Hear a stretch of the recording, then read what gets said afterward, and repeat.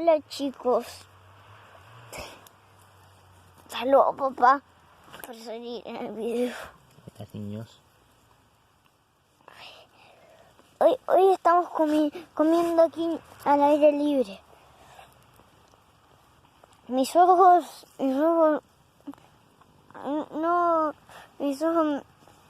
están doliendo porque estoy a todo humo.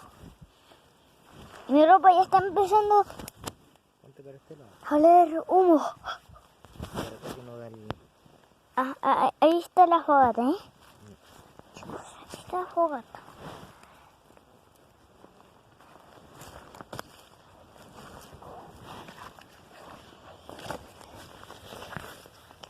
Ahí está, ahí va.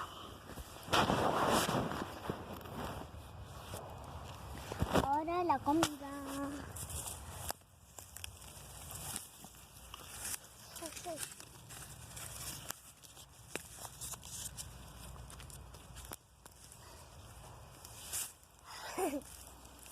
Voy a sacar la comida, a ver qué tenemos por aquí. A ver.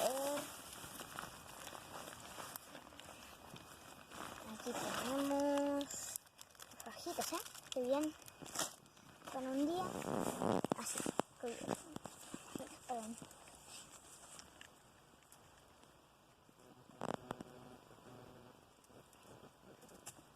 Si se apaga, tienen que soplar. Si están haciendo una fogata. Si les pega humo, se tienen que correr.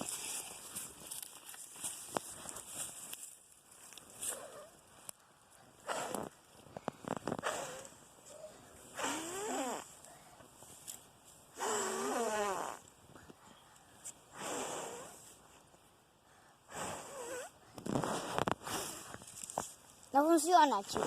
No está funcionando. Miren cómo el fuego se apagó y creo que no está bien. No podemos... Mi papá está soplando. Marco Antonio.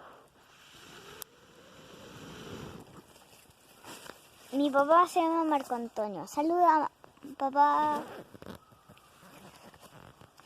Ahora, esto hay que hacerlo con mucho cuidado porque yo lo voy a echar de una distinta forma, no como lo vayan a hacer. Hay que hacerlo con una... Solo si hay un adulto cerca lo pueden hacer.